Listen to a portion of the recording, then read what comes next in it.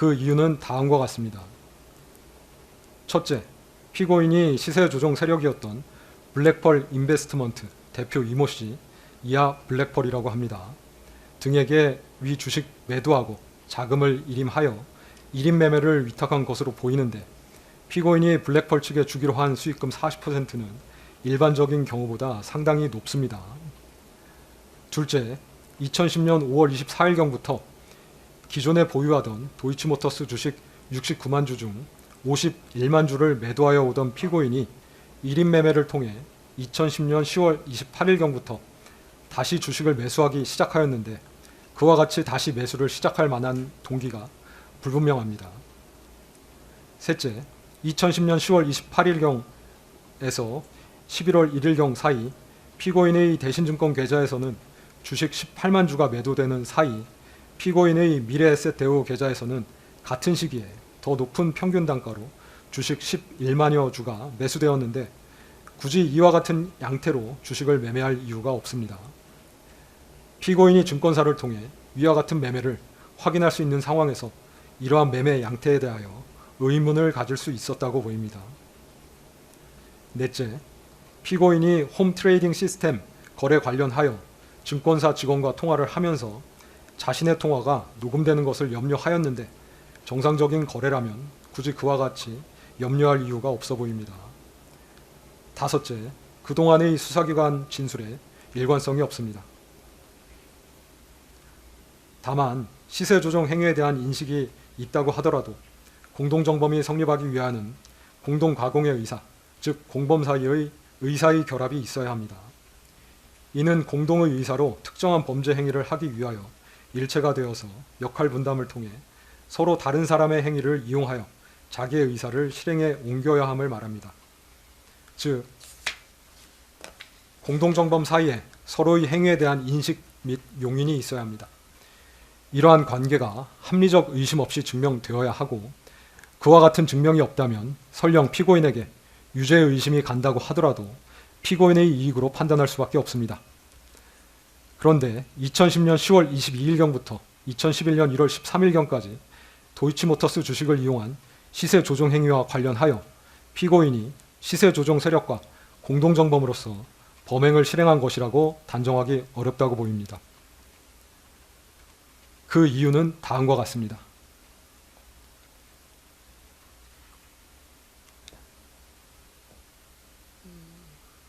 첫째, 속기사님, 제가 나중에 스크립트 드릴 테니까 안 하셔도 됩니다. 첫째, 시세 조종 세력 중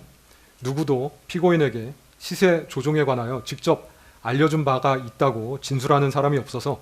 피고인이 시세 조종에 있어서 어떠한 역할을 수행하였는지에 관한 자료가 없습니다. 둘째, 피고인은 2010년 10월 28일 10만 주, 11월 1일 8만 주를 민모 씨, 김모 씨의 지시에 따라 블랙펄 대표 이모 씨에게 넘겨주었는데, 통정 매매라고 보기 위해서는 그것을 통해 매매가 성황을 이루고 있는 듯한 외관을 형성하여야 하고 행위자에게 그러한 목적 등이 있어야 하나, 피고인은 도이치모터스 주식 18만 주를 블랙펄에 넘겨주려는 목적으로 매도 행위를 한 것으로 보일 뿐, 더 나아가 피고인에게 매매가 성황을 이루고 있는 듯이 잘못 알게 하거나 그 밖에 타인에게 그릇된 판단을 하게 할 목적까지 있었다고 단정하기 어려워 보입니다. 셋째, 피고인은 2011년 1월 13일 블랙펄 측과 수익금을 정산하면서 대신증권에 있던 주식을 블랙펄 측에서 일방적으로 할인율을 정하여 블록딜로 매각한 것에 항의하기도 하였는데, 만약 피고인과 블랙펄이 공모관계에 있었다면 블랙펄이 피고인에게 알리지도 아니한 채 일방적으로 할인율을 정하여 시가보다 약 2억 5천만 원가량 저가로 할인 매각하지는 못하였을 것으로 보입니다. 더욱이 위 블록딜 매매는 정상적인 블록딜이 아니라 블랙펄이 시세 조정을 위한 매수자 확보를 위하여 이루어진 것으로, 이는 전체적으로 보면 공모 범행인 시세 조종 수행을 위해 이루어진 것인데, 이와 관련하여 블랙펄이 시세 조정에 협력할 블록딜 상대방을 섭외하는 등의 업무를 한 것에 대한 블록딜 수수료 4,200만 원가량을 피고인으로부터 받은 것은 피고인이 블랙펄과 공모관계에 있는 내부자가 아니라 그 공모관계 밖에 존재하는 외부자, 즉 거래 상대방으로 취급되었기 때문으로 이는 피고인이 시세조정 세력과 공모 관계에 있지 아니함을 보여줍니다. 넷째, 블랙펄은 2011년 1월 13일 피고인과 수익금을 정산하면서 피고인의 계좌에서 발생한 매매 차익만을 대상으로 수익을 정산하였는데,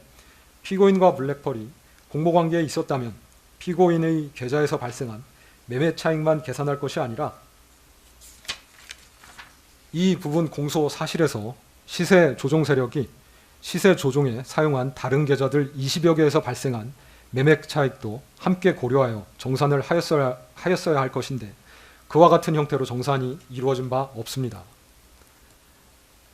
이러한 사정들 때문에 시세 조종 세력이 피고인을 공동정범으로 여기며 함께 범행을 수행하려는 의사가 있었다고 보이지 않습니다. 따라서 가사 피고인이 시세 조종 행위에 대한 인식이 있으면서 이를 용인하였다 하더라도 피고인에게 방조의 성립은 변론으로 하더라도 공동정범이 성립할 수는 없다고 보입니다. 이 사건에서 방조의 성립 여부는 공방의 대상이 아니었기 때문에 방조의 성립 여부에 관하여는 더 나아가 판단하지 아니합니다.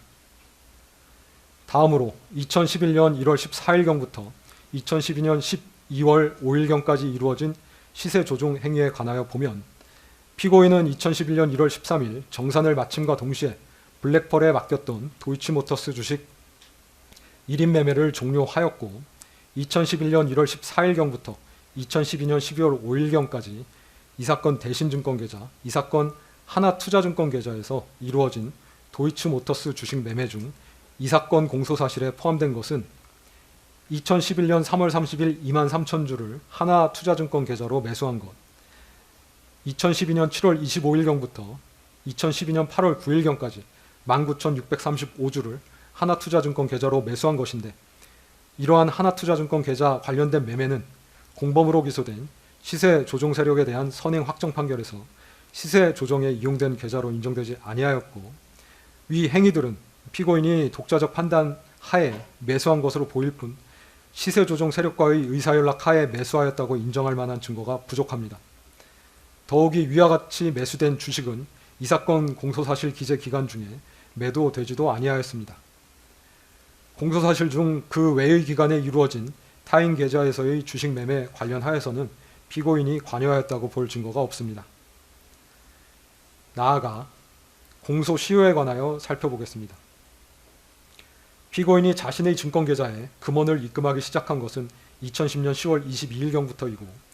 피고인의 계좌 등이 시세조정 행위에 이용된 것은 2010년 10월 28일경부터로 그 무렵부터 2011년 1월 13일까지 이루어진 시세조정 행위는 피고인의 계좌 등이 교부되어 1인 매매 형태로 이루어졌고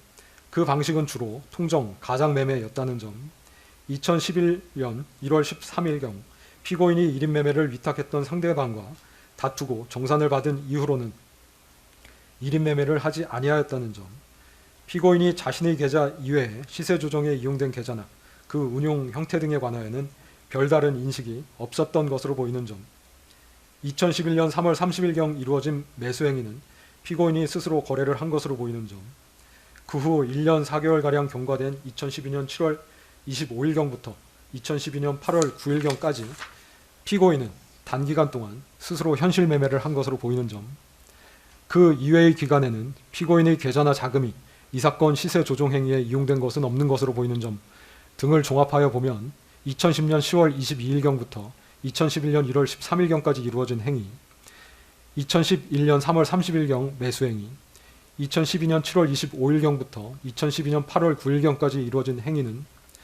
주식거래의 주체 및 운용 형태, 시간적 이격 등에 비추어 그 전체에 대하여 범위의 단일성과 계속성이 인정된다고 보기 어려우므로 2010년 10월 22일경부터 2011년 1월 13일경까지 이루어진 행위, 2011년 3월 30일경 매수 행위, 2012년 7월 25일경부터 2012년 8월 9일경까지 이루어진 행위는 각각 별개로 공소시효가 진행한다고 봄이 상당합니다. 따라서 2010년 10월 22일경부터 2011년 1월 13일경까지 이루어진 행위는 2011년 1월 13일경부터 2011년 3월 30일경 매수 행위는 2011년 3월 30일경부터 공소시효가 진행되어 각 2021년 1월 13일 및 2021년 3월 30일에 10년의 공소시효가 도과되었다고 보입니다. 그 외에 2012년 7월 25일경부터 2012년 8월 9일경까지 이루어진 행위는 공범으로 기소된 시세 조종 세력에 대한 선행 확정 판결에 의하여 공소시효가 중단되었으므로 공소시효가 완성되지는 아니하였으나 앞서 살핀 것처럼 범죄 증명이 없습니다. 포괄일죄로 기소된 공소사실 중 일부에 대하여는 공소시효가 완성되었고 일부에 대하여는 유죄의 증거가 없을 경우 면소 부분은 이유에서 설명하면 족하고 주문에서는 무죄 표시를 하는 것이 판례이기 때문에 이 부분 공소사실에 관하여는 주문에서 무죄를 선고하기로 합니다.